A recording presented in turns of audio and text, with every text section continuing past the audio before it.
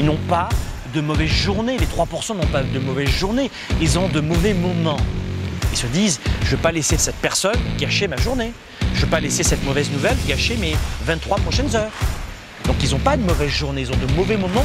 Ils chutent, ils se redressent. L'erreur, c'est pas de chuter, c'est de mettre du temps, vous comprenez, à se relever. Soyez déraisonnable. Communiquez quand personne ne veut le faire. Démarchez les clients les plus difficiles. Ayez l'audace de choisir vos valeurs pour faire de vous un grand leader pour un monde meilleur. Oui. Alors ça, en effet, je le crois profondément.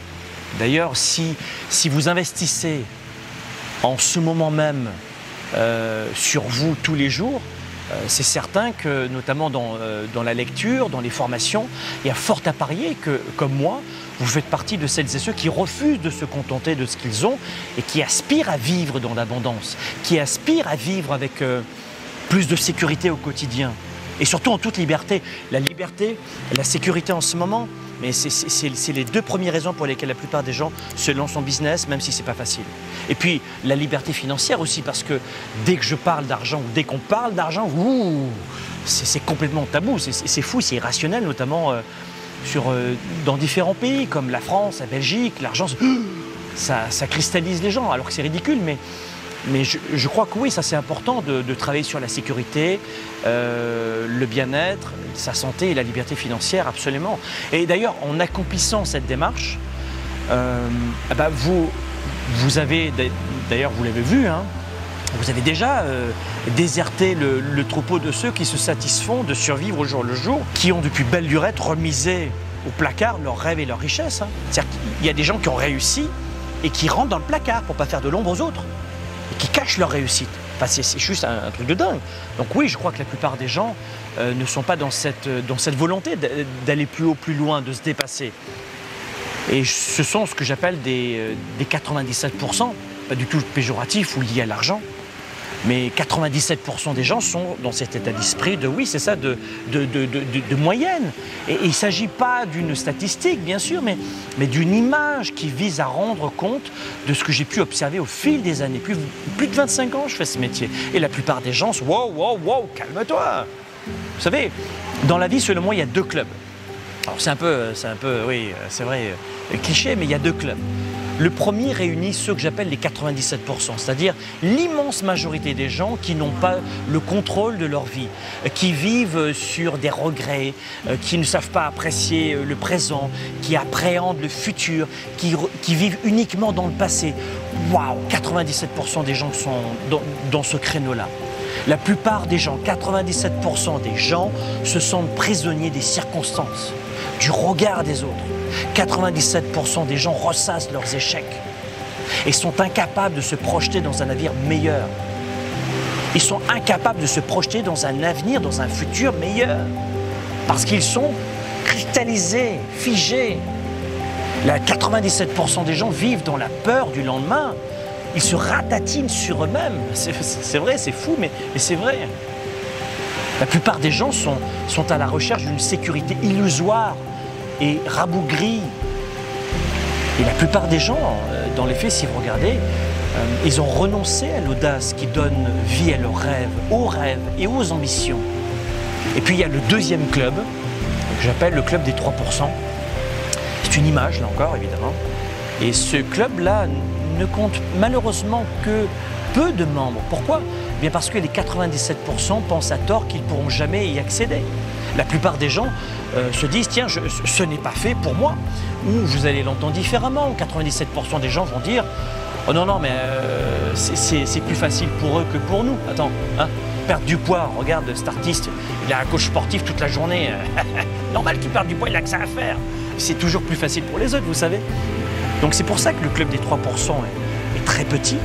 Parce que, oui, 3%, parce que justement, malheureusement, on va retrouver des 97% de gens qui ne pensent même pas y accéder, y avoir droit, en fait, si vous voulez. Et ça rassemble ceux qui se sont libérés dans la pesanteur ambiante. Les 3% rassemblent celles et ceux qui ont décidé de dégager ces contraintes auto-infligées, des échecs préprogrammés. Les 3%, une nouvelle fois, rien à voir, vous l'avez compris, avec l'argent, hein. Les 3% ont atteint leurs objectifs dans leur vie, pas celle des autres, qu'ils se sont fixés, qu'ils ont choisi. Les 3%, ce sont des gens qui agissent, qui vont de l'avant et qu'il s'agit d'ailleurs d'objectifs spirituels, intellectuels, ou d'objectifs matériels, d'objectifs en termes de santé ou financiers comme celui d'être multimillionnaire ou millionnaire, à la tête de différents actifs, bourse, immobilier, actions dans des entreprises privées, etc. Les 3% ont décidé qui ils voulaient être. C'est ça qui est important dans ma définition. Les 3% ont décidé de vivre leur vie en dépit des obstacles et du jugement des autres. Pas croire que tous ces gens-là avaient une enfance et qu'ils sont tous nés avec une cuillère d'argent dans la bouche et que ce sont tous des fils de millionnaires, de milliardaires. Regardez bien, être un fils de millionnaire, de milliardaire, j'appelle cela une anecdote, comme gagner au loto. C'est une anecdote. La plupart des gens qui m'écoutent en ce moment sont issus de la classe populaire comme moi ou de la classe moyenne. Mais on n'est pas des fils d'eux en général.